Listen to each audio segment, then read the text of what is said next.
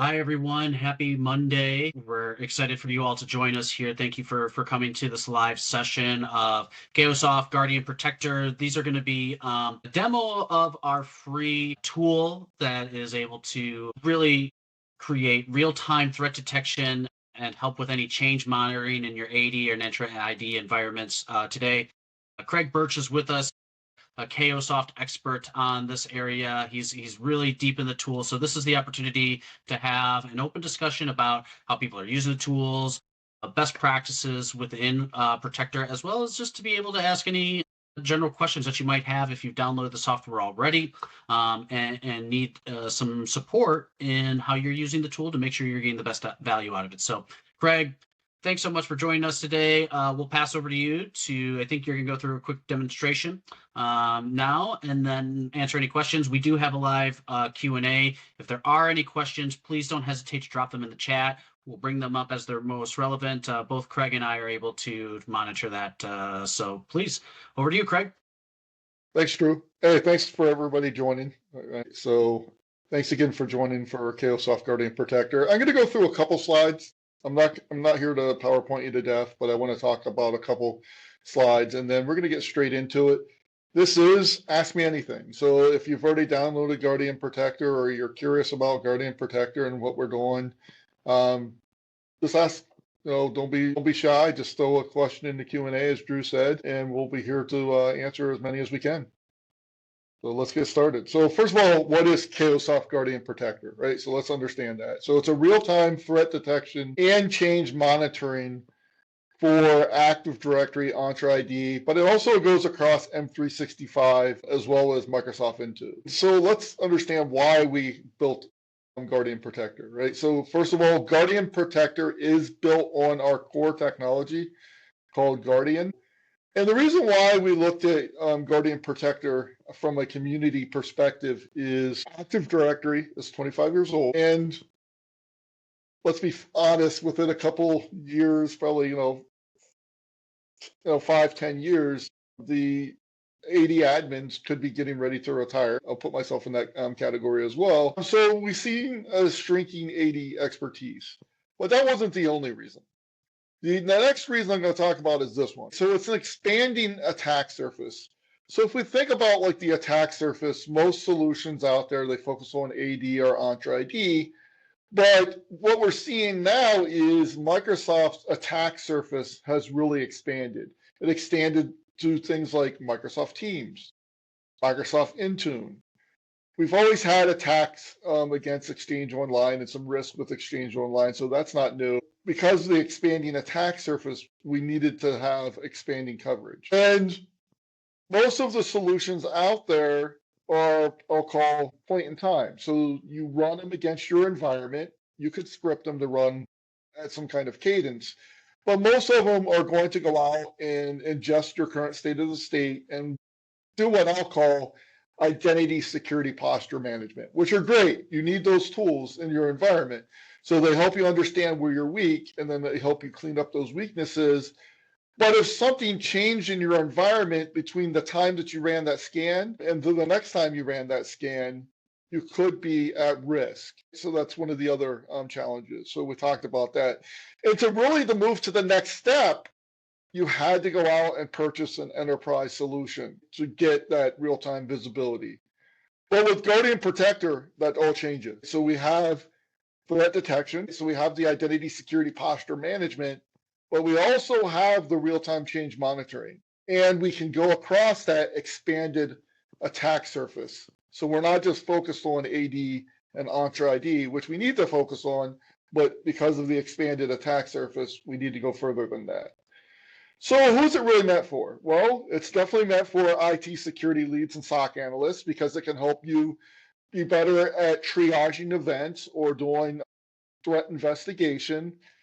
Sysadmins and identity engineers, absolutely. They need to have enterprise visibility into Active Directory and Entra ID changes across the environment. Compliance and audit teams, it will definitely help as well. And then as we talk about mid-market to enterprise IT teams that may not have real-time visibility solutions, this is a way for those organizations to immediately go out and get Guardian Protector and be able to start using it to bolster their security posture in the Microsoft ecosystem. So if we look at it, so we can detecting suspect or unauthorized identity changes. We'll talk about that, privilege escalations, monitoring hybrid environments, tracking who, the what, the when, and where across the identity systems. That's a key one we want to understand, and being able to have faster incident response. That's the last slide you'll see until the end, but I kind of wanted to set the stage. So now let's actually go into the product, because that's really what we're here for. So the first thing you'll see is Guardian Protector. So before I get into going into deep into the product, I'm going to lay out the architecture real quick. And it's a very simple architecture. So basically you need a Windows server, and you're going to then install Guardian Protector on that server. And then basically you need some permissions to create a group managed service account for your Active Directory environment. And you're going to need initially a global admin account to create an Entra ID application in your environment. Once those accounts are created, they're not running with elevated privileges unless you choose for them to run in elevated privileges. But with Guardian Protector, there's no reason for that.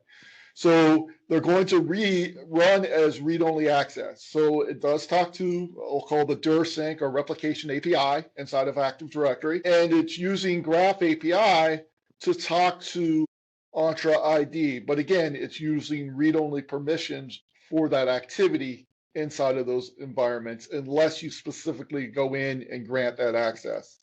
So that's really, to get up and running. It's very simple. Once you get up and running, then you're going to add in basically your tenants and your domains that you want to manage. And you can actually add in multiple tenants.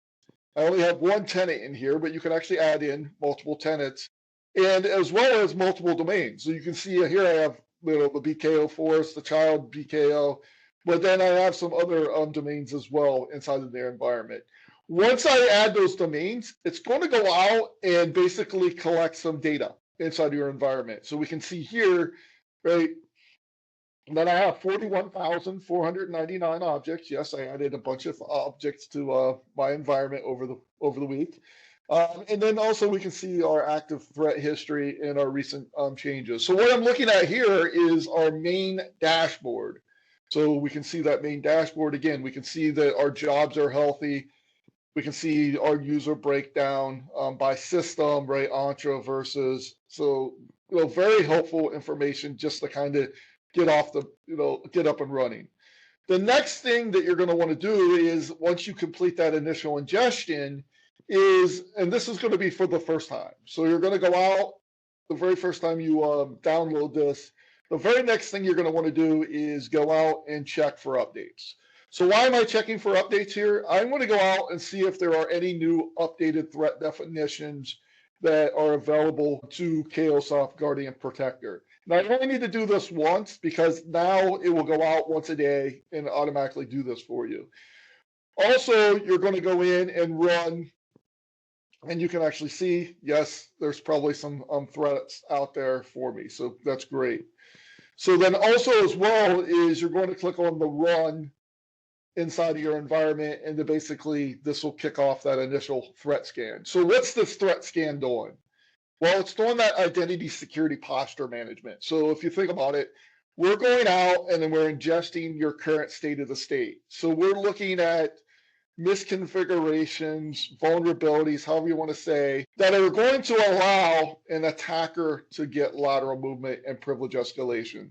So if we're playing by zero trust rules and we're assuming breach, if the bad guy was in our environment, these are the avenues or attack pathways that the attacker would be able to go against our environment. So we definitely need to have some intel into what those look like, so that we can actually get in front of that, clean up, and harden our identity platform.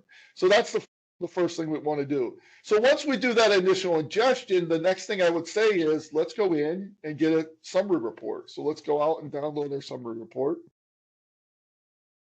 I need to run the job here. Well, it's actually still running.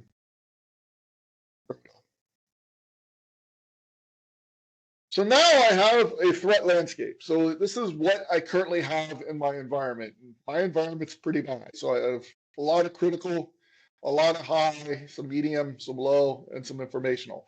Now, what am I saying by critical? So critical means if someone was in my environment, it's most likely they're going to be able to do a total domain takeover, or in Entra, it'd be a total tenant takeover from that aspect. High means basically they're going to be able to get privilege escalations and usually be able to get to a total domain takeover or total tenant takeover.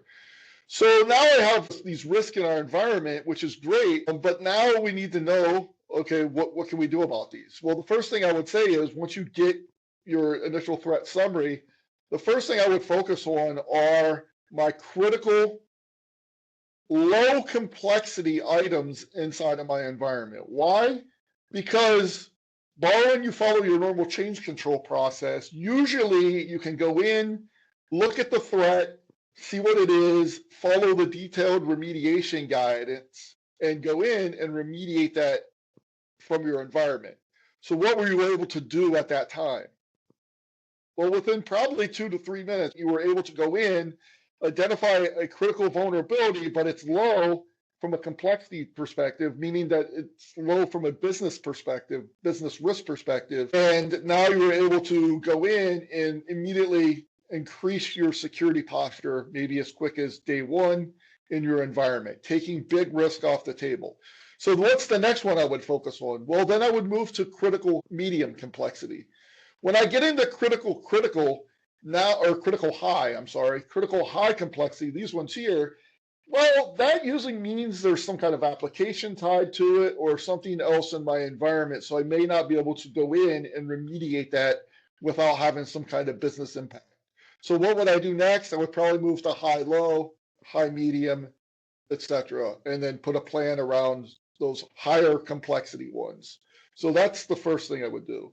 So, and we can see, again, if we click in on some of these here, we know that the admin SD holder, it's a critical object inside of Active Directory used to secure our admin access. So we can see that in our environment, and we can see what the threat description is, as well as that remediation advice from that aspect. So we can see, hey, the bad guy has access to the admin SD holder. We wouldn't want that. The Exchange servers, because I had old Exchange in my environment, etc. So you would want to go in and remediate those and harden your environment. And that's absolutely, we need to do those things. So do not get me wrong with I said the next thing. So we want to go in, identify those risks, harden our environment. And a lot of organizations will do that. They'll hire a third party to come in, maybe do a pen test, they get some findings, and then what happens? Well, or maybe they go out and get a point in time scan solution that goes out and identifies these risks that are on this identity security posture management. But then what happens is they start to quickly drift away. Because let's just say I'm working on this Active Directory security project and I'm going to harden my environment. I harden the environment, that project ends. I go back on to do my regular job. I don't really have any way to get enterprise visibility into real-time changes.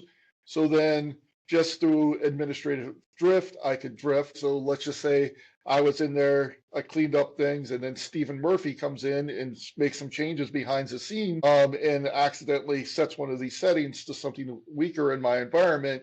I may not see that until the next time, or maybe an attacker gets in our environment. So it could be coming from inside or it could come from outside of the environment. So we want to be able to really prevent an alert when we have that administrative drift. Well, to do that, you have to have visibility into the platform in near real time. So that's where change history comes into play. And again, those other solutions are really good at helping you understand, again, that first part that we talked about, but this is where the game begins to change because now we have real-time change history. So now if someone goes in and makes a change, like I made a couple changes today, but I can actually go in and make a change here in a minute, we're going to see that real-time visibility. So if I went in and let's just see, we'll pick on the admin SD holder for right now.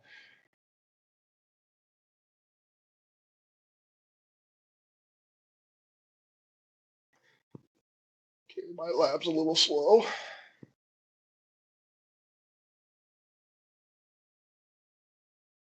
I'm sure I have a Joe.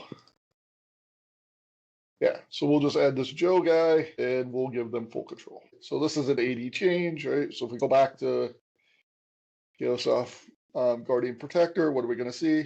Immediately, right? So we can see immediately that we picked up this change. And by the way, we're not waiting on the event log data, right, to trip this alert. Now we will go back in and fill this information in there. So why is this important? So let's talk through why is this important. Cayosoft Guardian does what we call observational change monitoring. So we're talking to the DirSync or replication API, however you want to say it, inside of Active Directory, and we're talking natively to Entra ID through Graph API. We're not relying on the events to capture this information only for basically the who. And the reason why that's important is if an attacker is in your environment, I would say assume a couple things. First of all, your endpoint detection response solution will be included in the attack vector. They'll definitely go after that. But they also know that organizations have SIM, and SIMs are great. I'm not saying anything bad about a SIM, but they know that organizations have SIMs, so what do? Once they're in your environment? Well, they can go in and change your audit policy. So they change your audit policy first. And if I change your audit policy and then I clear your event logs, how effective is your SIM? It's not. It's actually blind to new attacks until I go in and fix that audit policy, etc. Well, because we're doing the observational change, we're going to get that information. We might not have the who, but we'll definitely get the change in regards to that. So that's why it's important. And as you can see, this was an admin SD holder change. So this is also a critical threat in my environment. So not only do we see it from, hey, a misconfiguration perspective, but we can also see this as a real-time change. And you might hear that as an indication of attack or an indication of compromise. In this case, it's real-time. It's going to be an indication of an attack in your environment because most likely you're not going in and changing the admin SD holder, for example, in your environment. So as you can see, now we know the who. So now we know the bad guy did this. So we definitely know that's something that we wouldn't want in our environment. So again, gives us visibility into Active Directory in regards to someone made a change to the admin SD holder. So let's go in and actually do something else. So let's go in and see maybe this happens. So let's go in and do demo here, and I'm going to go in and just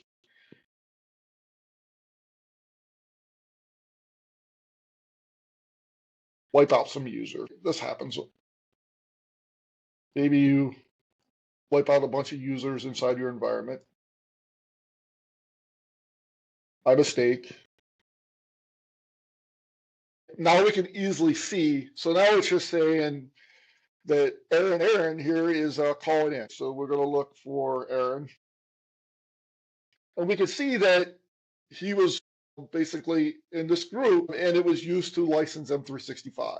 Now I can see exactly what happened, that he was removed from this group.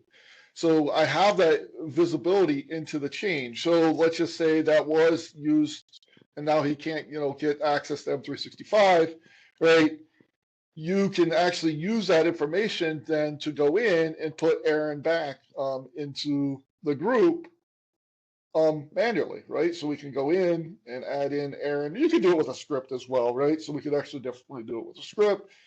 But now we know that, hey, at least that user was broke. Now we can go in and fix that in our environment. So from the incident response, I was able to do that very quickly. Again, if this happened to a bunch of users, I would probably identify all the users, export that data out, put it into a nice CSV, re-import it through PowerShell, and run it. Now, there's another way that you could do it, not with Guardian Protector, it's with our paid solution. You can hit the rollback button, but we're not here to really talk about the paid solution, but I just want to kind of throw that out there. We're here Though you could actually get that information, we could export it out, put it in a CSV, run our own PowerShell, put it back. Or if it's a onesie twosie, again, you can kind of put it back from that aspect. So those are some Active Directory changes. That goes as far as like I could delete a group as well, right? So someone maybe goes in and deletes a group in my environment, right? So we would see that inside the environment. But I said Active Directory is not the only landscape we need to worry about. So let's go in and make some changes inside of these other environments. So let's go in and focus on some Entra.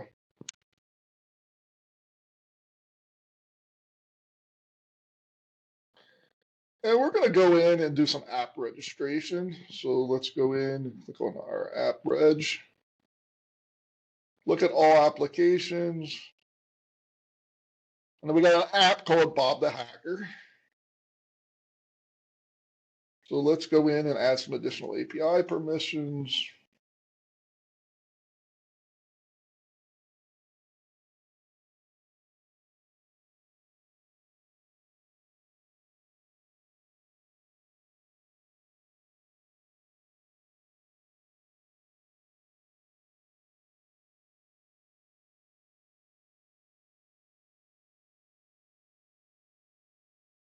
Let's try to put some more in here.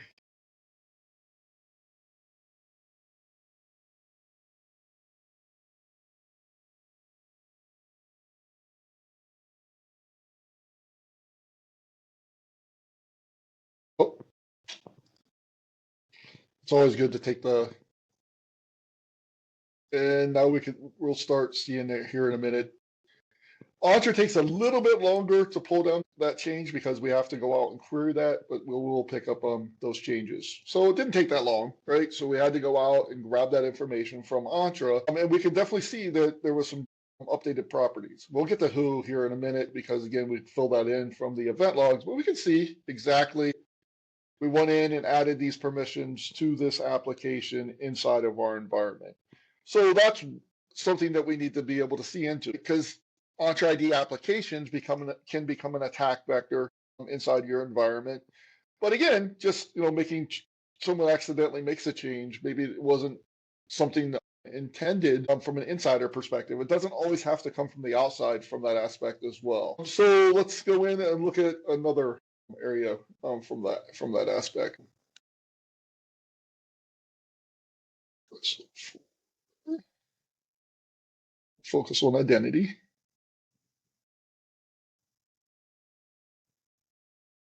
And maybe conditional access, right? So conditional access policies are critical to our organization, right? So we want to be able to alert in regards to changes in our policies. So let's go in, make some changes to our policy here.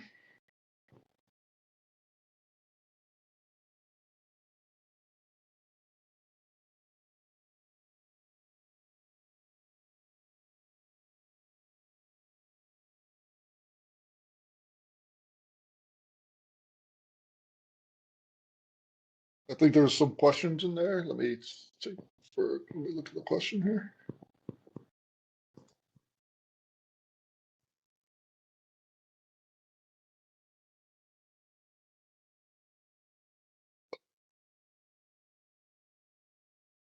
Was there a question out there, Drew? I thought I saw something pop up. Yep, there is. It's in the general chat. This one was coming from Jason Rude. And Jason's asking if you have a hybrid environment with 80 first and sync to Entra, will you see two records of the change, one for AD environment and a second once that change syncs to Intra? We'll see so if someone created a new user and basically we would see, yes, we would see the object being created and the properties being updated from that aspect. But it's really going to be where the change was initiated from. So let's just say someone got added to a conditional access policy. It really depends on the change, for example. So yes, we could see both sides of the change, but it may only be that the change occurred in Active Directory and then that attribute was then replicated, and the attribute itself doesn't really have any context in Entra ID from an attack perspective, or vice versa. Maybe you're writing it the other way. So it just depends on the change from that aspect. Did that answer his question?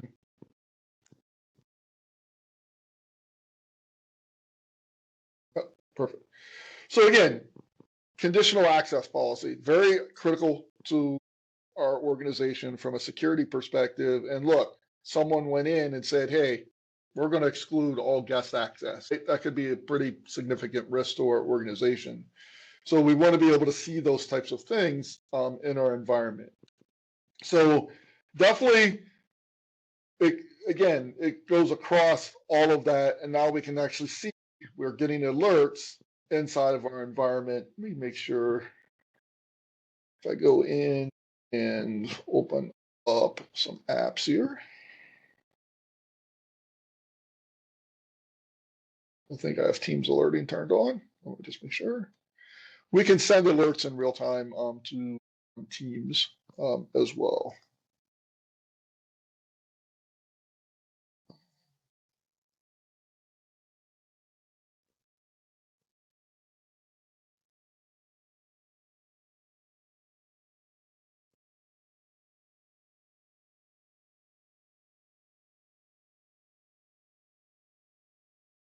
If I can get the right password.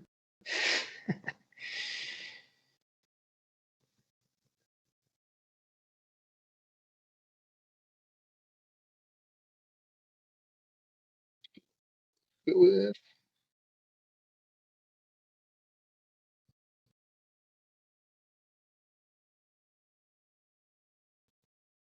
There you go. So you can see these alerts are coming in, right? So you're getting this real-time alert in Microsoft Teams. So if we're using Microsoft Teams, which I use on a regular basis, if you're a Microsoft shop, you're probably using Microsoft Teams. You're going to want to get this alert in near real time, right? So we want to be able to get that alert over to our team. Because if someone went in and changed my conditional access policy for blocking legacy authentication and opened it up to all my guest users, or basically all your guest users, that's probably something you want to know about right now, because that could be a sign of an attack, or maybe, oops, another admin in my org made a mistake, and now we need to let them know that, hey, by the way, I don't know if you were aware of, you actually went in and made this change, and it's now put us at, some additional risk. Was that your intention? Is that within our policy?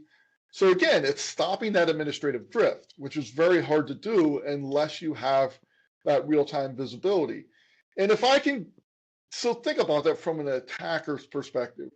If I don't require conditional access policies, and let's just say maybe it was for multi-factor authentication or another conditional access policy, if someone is basically granted, excluded from that, that weakens your identity security posture overall. So if people get excluded in these conditional access policies and they were never intended to be excluded, it basically makes that conditional access policy for those folks null and void. They're not going to be able to enforce that. And that would allow me to use legacy authentication. Legacy authentication opens me up for more attack vectors inside of Entra ID. Once inside of Entra ID, we all know that there are attack vectors that can allow me to pivot to on-prem, or if I go the other way, maybe there's a weak setting inside of my Entra ID environment or my Active Directory environment that gets me into Active Directory, and then I can pivot to cloud. So it's having that enterprise visibility, right, at a moment's notice, being able to get that alert in Microsoft Teams or generate an alert inside of my email to be able to go in and basically prevent that attack pathway. So basically shut down that attack pathway. Or again, if it's a malicious change being done by an attacker, also then allows me to then see, hey, we have some movement going on in my environment this could be an indication of attack. And we know that, this particular instance wasn't changed. We see the change being done by, this person. We reached out to this person. They didn't make the change. Well, now maybe their account has been compromised, and now the threat actor is impersonating those users. Or if we go back to the enterprise application, maybe they go in and they add a certificate to the application so that they can authenticate using a weak cert. We can detect all those types of changes inside the environment. So again, Guardian Protector, it's free. It goes across all of the platforms, right? So Active Directory, Entra ID, Microsoft 365, so Intune, Teams, Exchange Online. We see those changes in our environment. It alerts you in real time. You can get alerts to email, so Exchange Online, even Exchange On-Prem, SMTP, your email of choice, Microsoft Teams, as well as in what we'll call in-portal alerts, so we can see those changes.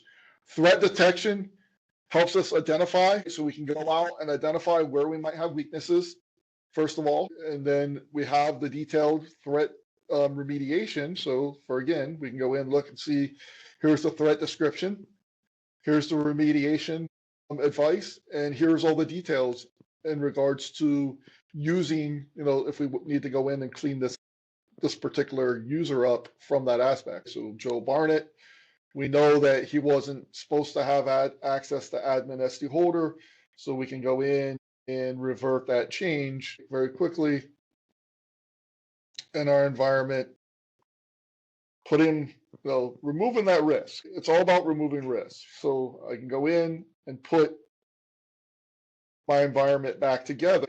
And if I didn't have Guardian Protector or something with real-time change alerting, if I'm waiting for my next pen test, I don't see that until I have that next pen test. Or if I'm using a third-party solution, and there's a lot of good third-party scan solutions out there, I won't see it, though, until I run that next scan. So if an attacker did that, or maybe, again, I'm going to pick on Stephen Murphy, he accidentally made the change. And an attacker, if we're playing by those zero trust rules, so if we assume breach, that avenue wasn't available from the attacker's perspective. But because Stephen went in and made a bad change in the environment, it is now. So something that wasn't available from me, the bad guy, as the attacker, Stephen made a change in the environment, and it opens up another vector for me, the bad guy, to go in and use that. And again, if I don't have that visibility, I don't see that until the next time. We can't wait that long. Attackers don't wait for an organization to run their next scan, or for an organization to have someone come in and perform another pen test to see how well they're doing. That is why we built Cayosoft Guardian Protector, is because the gap it wasn't the threat detection. The threat detection, there's solutions out there. It was all around this part. There aren't solutions out there that go to the depth of Cayosoft Guardian Protector from the breadth, from a free perspective, that can give you this kind of data insight. And that is where you can actually change the game from becoming someone who didn't know about, hey, we had some kind of misconfiguration of vulnerability that we cleaned up, we drifted away, we thought we were good, and then we find out we're not good. And usually when you find out you're not good, to be honest, you're not in a good spot. You're either reporting to your senior leadership team that you had some kind of incident, or worse, you're reporting to the board and they're reporting to the public that said, hey, we've had some kind of breach. Am I saying we're going to stop all breaches? Absolutely not. If someone tells you they can stop ransomware, stop all breaches, kick them out the door. Nobody can. If they could, we wouldn't have them. So I'm not going to tell you that.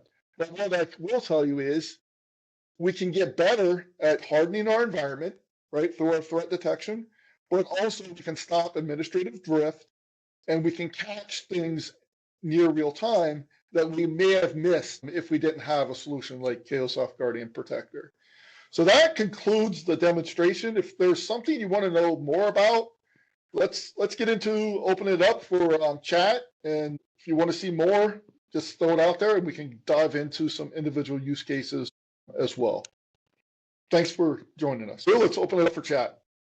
Yep, Craig. I haven't seen any others come into the chat just yet. The only one was about the recording itself. Yes, this recording will be made available to the public. We would expect to put this recording online on our YouTube channel, the Cayosoft channel, as well as within our Reddit community. So if you're not members of those already, please go ahead and join, and that's how we'll be distributing access to the demo that Craig just gave, as well as any questions that were addressed.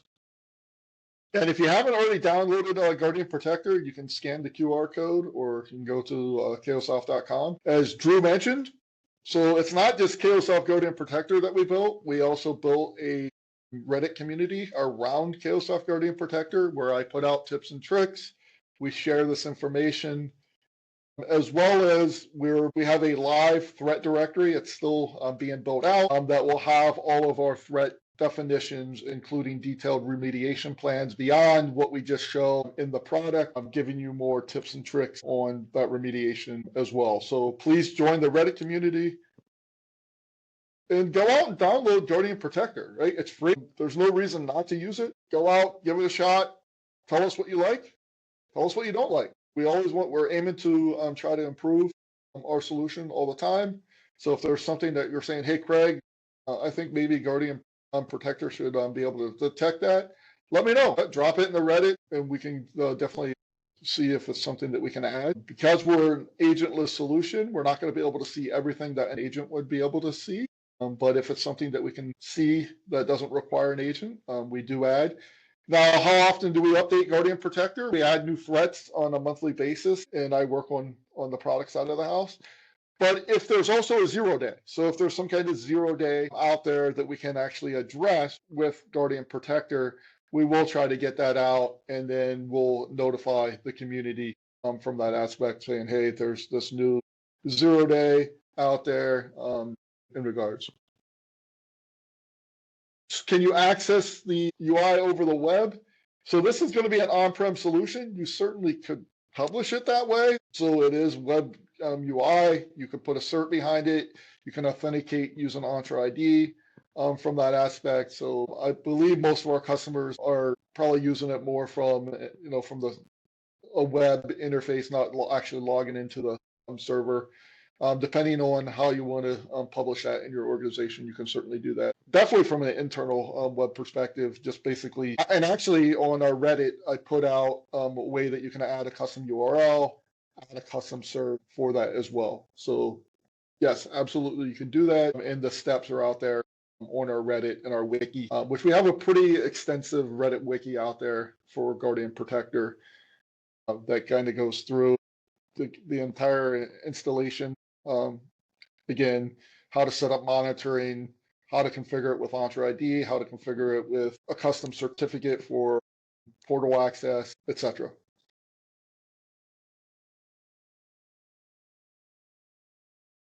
Any other questions?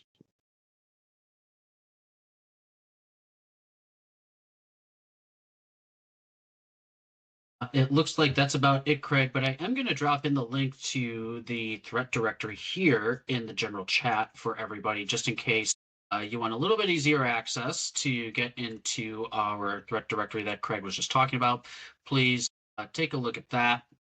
Oops, that's a wrong link. Let me clean that up really quick. Other than that, I think that's it. I'll drop in the links for the Reddit, the download. Just give me 2 seconds. Yep. Cool. So those should be there.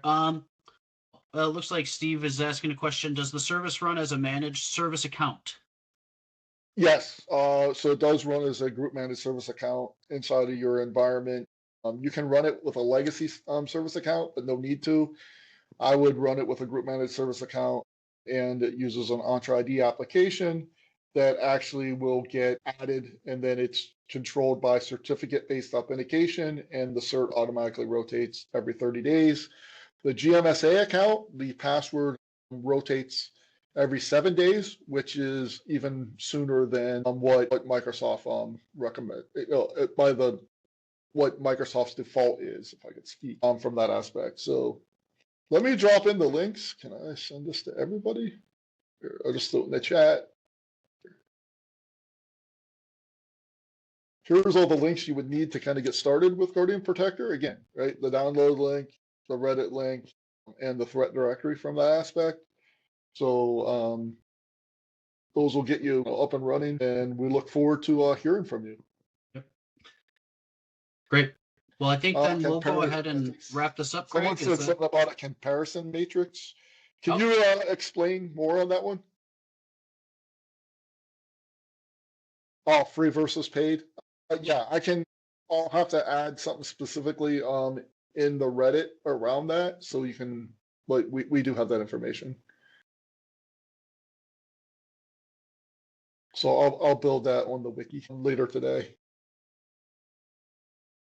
Any other questions?